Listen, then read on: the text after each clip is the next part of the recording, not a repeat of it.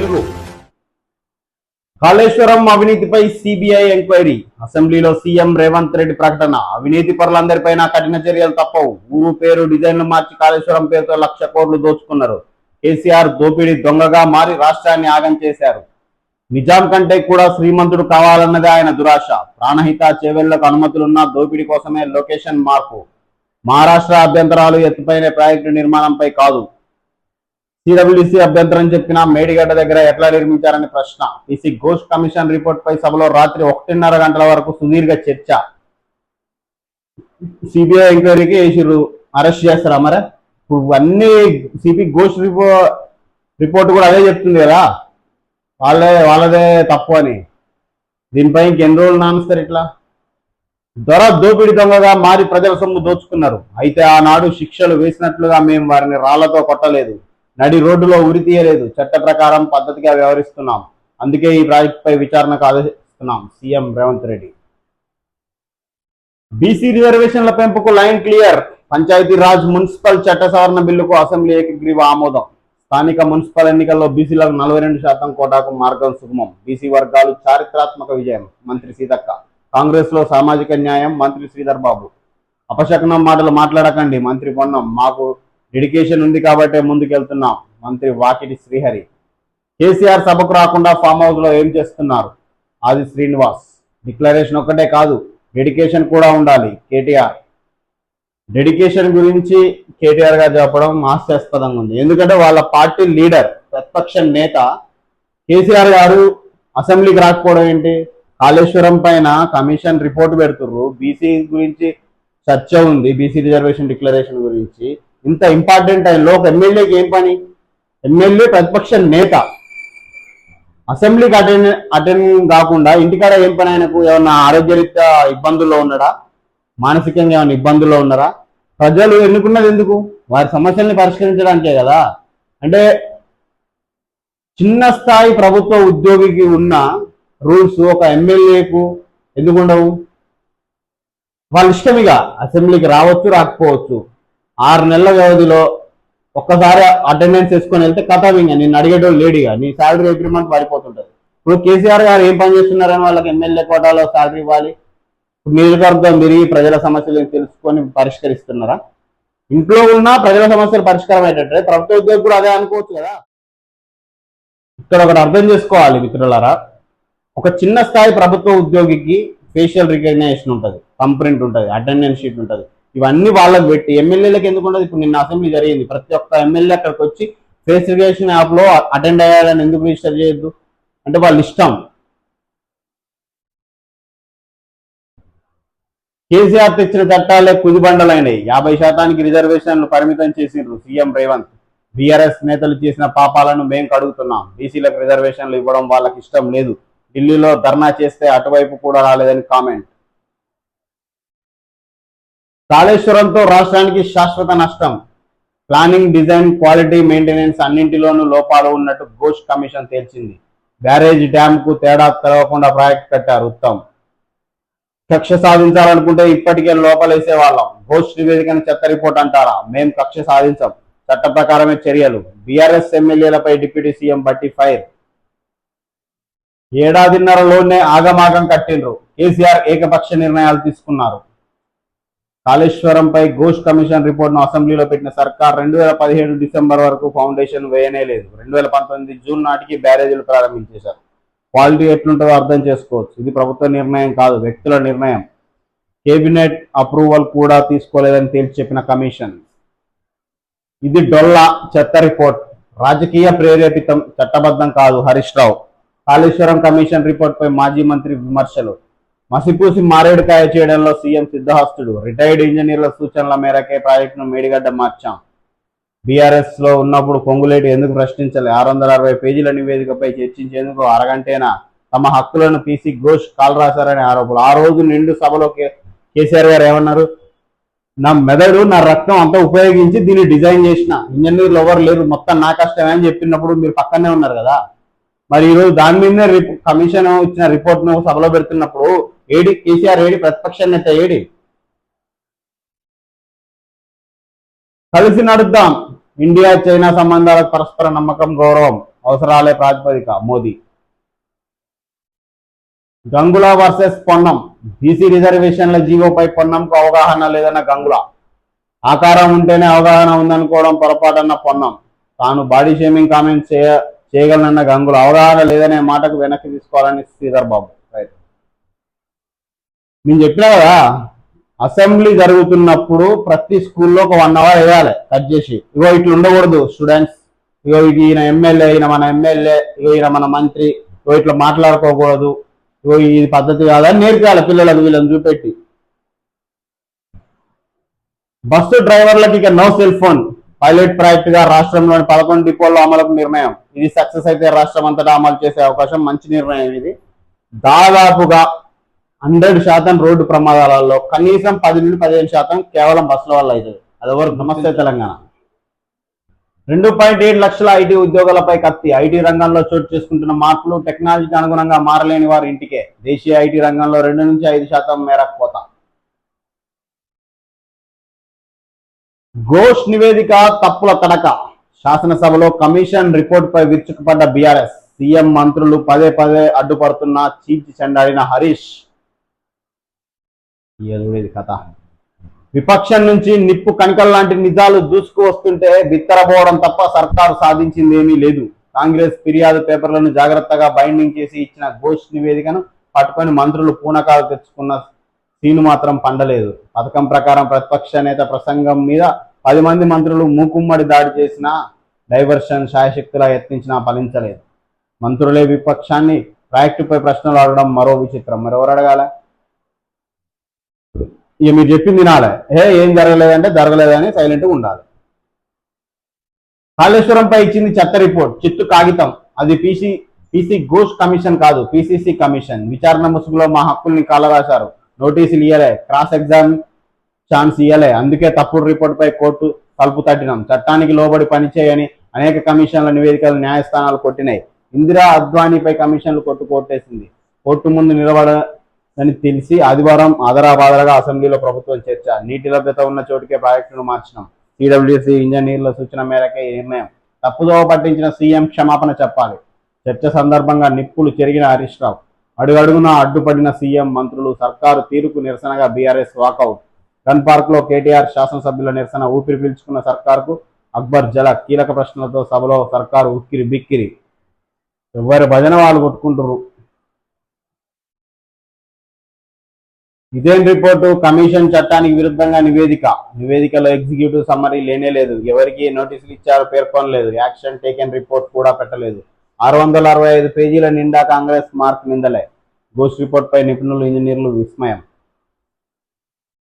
BRS బహుజన రాష్ట్ర సమితి. BC కోటాపై Congress కు చిత్తశుద్ధి ఉంటే ఢిల్లీలో ఆమరణ దీక్ష చేయండి కేటీఆర్. బీఆర్ఎస్ విధానంలోనే బీసీ అభ్యున్నతి ఉన్నది. బీసీ బిల్లుపై డిక్లరేషన్ కాదు, డెడికేషన్ ముఖ్యం. 42% కోటాపై రాహుల్ను, మోదీని ఒప్పించండి. ఢిల్లీకి అఖిలపక్షం తీసుకెళ్ళండి, మేము వస్తాం. పోయినప్పుడు ఏం చేసిరు? ఎక్కడు? కాంగ్రెస్ ధర్నాకు రాహుల్ ఖర్గే ఎందుకు రాలే? యూరియా ఎరువుల వరదలపై సభ నడపరా?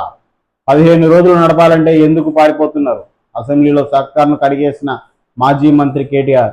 1,00,000 కోట్ల స్కాము కాళేశ్వరం అని చెప్పి 665 పేజీల రిపోర్టు పెట్టి దాని మీద మాట్లాడుతాను రా అంటే ప్రతిపక్ష నేత రాలే. నీకు 15 రోజులు ఎందుకు నడపాలి? నెక్స్ట్ యూరియా ఎరువుల గురించి ఎందుకు? అది రైతులు ఇబ్బంది పడుతారు, లోకం అంతా తెలుసు.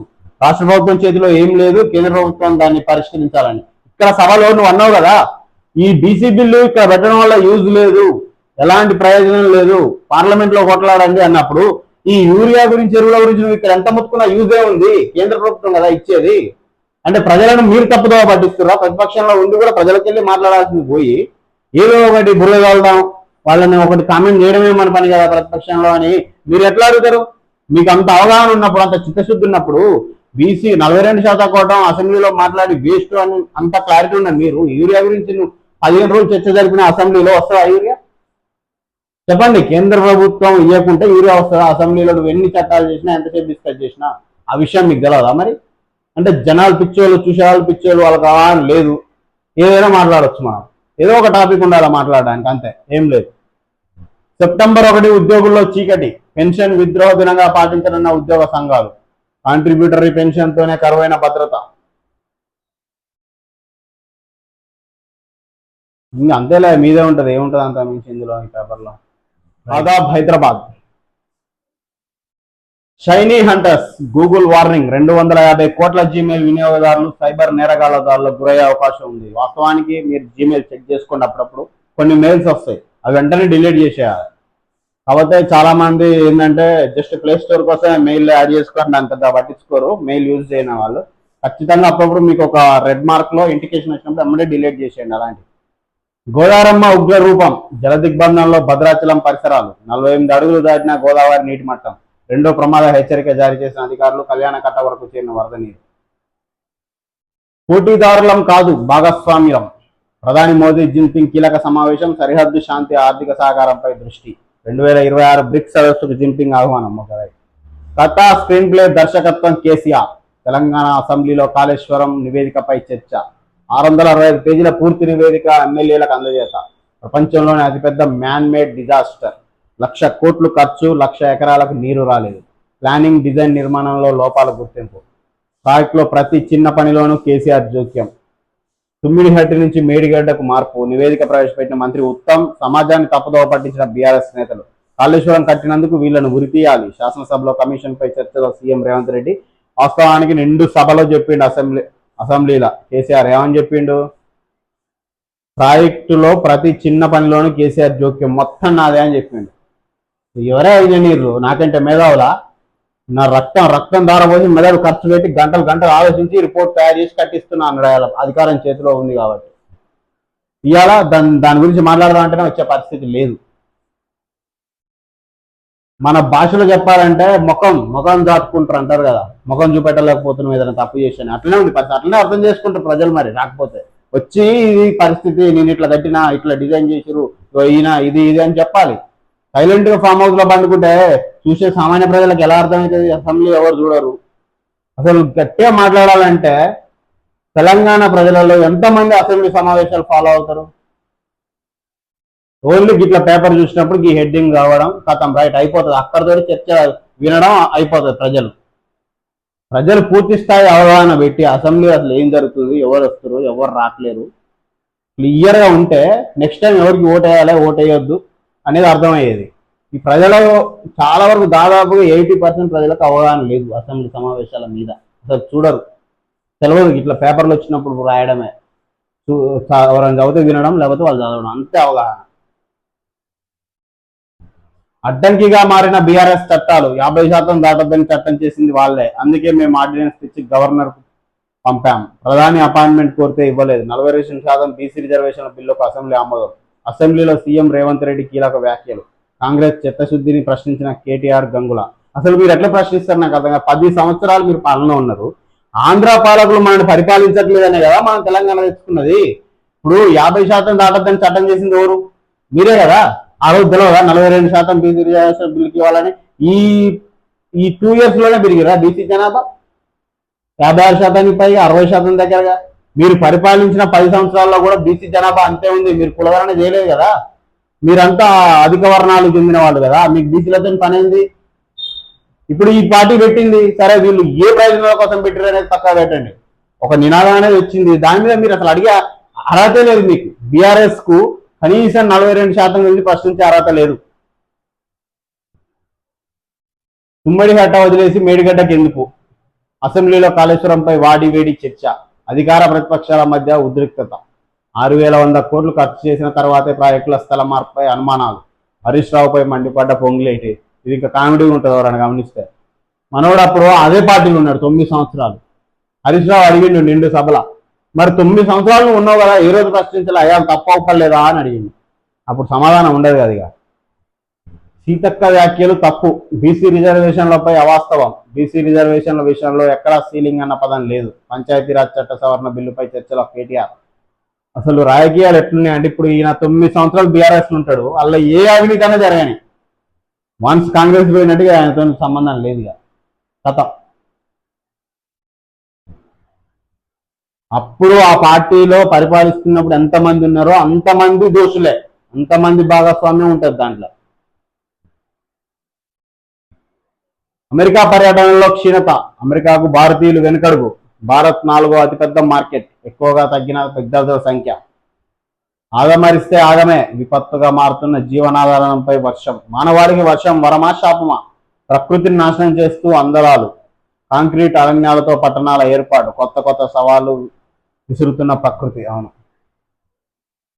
కేవైసీ తప్పనిసరి, లేదంటే రేషన్ సౌకర్యం తాత్కాలికంగా నిలిపివేయనట్లు స్పష్టం. తెలంగాణలో రేషన్ పంపిణీ సెప్టెంబర్ 1 నుంచి పునఃప్రారంభం.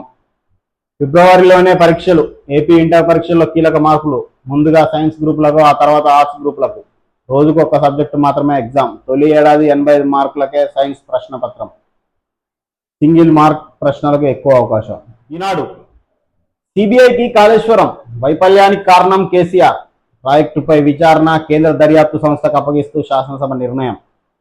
రీడిజైన్ పేరుతో కేసీఆర్ 1,00,000 కోట్లు కొల్లగొట్టారు ముఖ్యమంత్రి రేవంత్ రెడ్డి.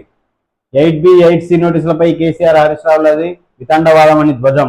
అర్ధరాత్రి దాటాక సాగిన సభ, సీఎం ప్రకటన అనంతరం నిరవధిక వాయిదా. రైట్, అయిపోయింది. 2 days పెట్టిరు, క్లోజ్ అకౌంట్. ఇక్కడ గమనించండి, ఒక ముఖ్యమంత్రి, ఈ రాష్ట్రానికి చెందిన ముఖ్యమంత్రి రీడిజైన్ పేరుతో కేసీఆర్ 1,00,000 కోట్లు కొల్లగొట్టారని నిండు సభలో డైరెక్ట్ చెప్తుండు ముఖ్యమంత్రి రేవంత్ రెడ్డి. 8B 8C నోటీసులపై హరీష్ రావు వితండవాదం అని చెప్తున్నావు. మరి సిబిఐకి అప్పగించినావు కదా, అరెస్ట్ చేపి. మాకు అనుమానం వేస్తుంది తెలంగాణ ప్రజలుగా, పార్టీ ప్రచారంకు కాళేశ్వరాన్ని ఆయుధంగా వాడుకోరు. ఇప్పుడు 2 సంవత్సరాల నుంచి ఎప్పుడు బిజీ షెడ్యూల్ వచ్చినా, ఎప్పుడు ప్రజల్లో ఏదైనా ఇబ్బంది కలిగినా ఎమ్మడే కాళేశ్వరం తెరపైకి చేస్తారు. సిబిఐ అంటారు, రిపోర్ట్లు అంటారు, కమిషన్ అంటారు, టైం పాస్ చేస్తారు. అంటే మీకు దేనికోసం? కేసీఆర్ వచ్చి మీతో చీకటి ఒప్పందం చేసుకోవాలన్నా మీ ఉద్దేశం ఏంది? మాకు అర్థం కావట్లేదు. ఇప్పుడు 2 రోజులు పెట్టిర్రు, రైట్, రిపోర్ట్ పెట్టిర్రు, సిబిఐకి అప్పగించడం అని చెప్పారు. కథ నిరోధిక వాయిదా చేశారు, అయిపోయింది. అసెంబ్లీ వర్షాకాల అసెంబ్లీ సమావేశాలు, జై తెలంగాణ, అయిపోయింది. ఇంకా మాట్లాడద్దు. మళ్ళీ ఏదన్నా వీళ్ళ మీద బుర్ర వెళ్దాం, రైట్, వీళ్ళని బెదిరిద్దాం, మనకు ఫండ్స్ కావాలి, లేకపోతే చీకటి ఒప్పందాల కోసం వాళ్ళు మన దగ్గరికి రావాలి అన్నప్పుడు మళ్ళీ పెడతావా అసెంబ్లీ? ప్రజల సమస్య మీద మాట్లాడడానికి మీకు సమయం లేదు. అంత బిజీగా ఏం చేస్తారో అర్థం కాదు. వైఫల్యానికి కారణం కేసీఆర్ఏ, నివేదికలో పేర్కొన్న justice PC Ghosh commission. Kaleshwaram బ్యారేజీల ప్రతి అంశంలోనూ జోక్యం చేసుకున్నారని వెల్లడి. చట్ట ప్రకారం ఆయనపై చర్యలు తీసుకునే స్వేచ్ఛ ప్రభుత్వానికి ఉందని వ్యాఖ్య. మరి తీసుకోరి, ఉందని చెప్పుడు ఎందుకు? అంటే నిన్ను అరెస్ట్ చేస్తాను, నా దగ్గర రావాలా, మాట్లాడాలి, చెప్పాలి, ఒప్పందం చేసుకోవాలి మన ఇద్దరు అని ఇండైరెక్ట్ గా మీరు నిండు సభలో అందరు 4 కోట్ల తెలంగాణ ప్రజల ముందు చెప్తున్నట్ట. అర్థం ఏమని అర్థం చేసుకోవాలి? మేము చట్ట ప్రకారం ప్రభుత్వానికి ఉందని చెప్తున్నారు కదా, హక్కు ఉన్నప్పుడు తీసుకురండి, అరేంజ్ చేయండి. ఒకసారి చేయరు. కాంగ్రెస్ బారాసాల మ్యాచ్ ఫిక్సింగ్ ల కాళేశ్వరం నివేదిక, కేసీఆర్ హరీష్ రావుల అవినీతి అందులో ఎందుకు ప్రస్తావించలేదు? భాజపా శాసనసభ పక్ష నేత మహేశ్వర్ రెడ్డి. ఇది ఒక కథ, వీళ్ళది బీజేపీది. ఎవరికి వెళ్ళి ఉంటారో, ఎప్పుడు ఎట్లా మాట్లాడతారో ఎవరికీ అర్థం కాదు ఈ రాష్ట్రంలో బీజేపీ పరిస్థితి. కేంద్రం గురించి మాట్లాడలేదు, కేవలం మన రాష్ట్రం గురించి మాట్లాడుతున్నాం. మంచి టైంలో అధ్యక్షుని తీసేస్తారు. ఇక పార్టీ ముందుకు పోతుంది, ఇప్పుడే ప్రజల్లోకి వెళ్తుంది అన్నప్పుడు మారుస్తారు, కథం. అది మరి వాళ్ళ అజెండానే ఈ రాష్ట్రంలో బీజేపీ అనేది ఫామ్ కావద్దనో అర్థం కాదు, ఏందో అర్థం కాదు. కదా కార్యకర్తలకే వాళ్ళ పాపం. గ్రామాల్లో చిన్న చిన్న టౌన్లలో కార్యకర్తలు ఉంటారు, అసలు వాళ్ళు ఇక మామూలుగా ఉండరు. కోస్త కాషాయ రక్తం వెళ్తుంది, అందరం హిందువులే, కానీ మామూలుగా ఉండదు వాళ్ళ పాపం. వాళ్ళ పట్టుదలకు ఈ పైన వాళ్ళు ఊరుగానే నీళ్లు చల్లేస్తారు పాపం. బురద జల్లేందుకు జస్టిస్ ఘోష్ నివేదిక. కోర్టులో స్టే వస్తుందని అత్యవసరంగా అసెంబ్లీలో పెట్టారు. 650 పేజీల నివేదికను 6 గంటలో మాట్లాడకు. మరి మీకు ఒక పార్టీకి ఛానల్ ఉన్నది, నువ్వు ఏ ఛానల్ పోయినా గంటల గంటలు లైవ్ ఇస్తారు. ఈ అసెంబ్లీ సమావేశంలో ఎవరికి చెప్తాం? ఇక్కడ ఉన్న వాళ్ళకి అందరికీ తెలుసు కదా, ప్రజలకు కదా తెలియాల్సింది. బయటకు వచ్చి టీవీలలో కూర్చొని గంటలు చెప్పండి ఏంది పరిస్థితి ఏందని. అట్లా చెప్పరు, ఏదో అనాలంతే. ఇక ఈజీ ఆయుధం ఏంటంటే వాకౌట్, బారాసా వాకౌట్. గన్ పార్క్ వద్ద కమిషన్ నివేదిక పత్రాలు చెత్తబుట్టలు వేసిన ఆ పార్టీ ఎమ్మెల్యే. బీసీ బిల్లుకు జై, 42% రిజర్వేషన్ బిల్లుకు శాసనసభ ఏకగ్రీవ ఆమోదం. మరో 3 సైతం. బీసీలకు మంచి జరిగే సమయం వచ్చింది. స్థానిక సంస్థల్లో వారికి 42% రిజర్వేషన్లు కట్టుబడి ఉన్నాం. మొత్తం రిజర్వేషన్లు 50% పరిమితి అయ్యేలా గత ప్రభుత్వం చట్టాలు చేసింది. వారిది కలవకుండా చేసే కుటుంబం. శాసనసభలో సీఎం రేవంత్ రెడ్డి.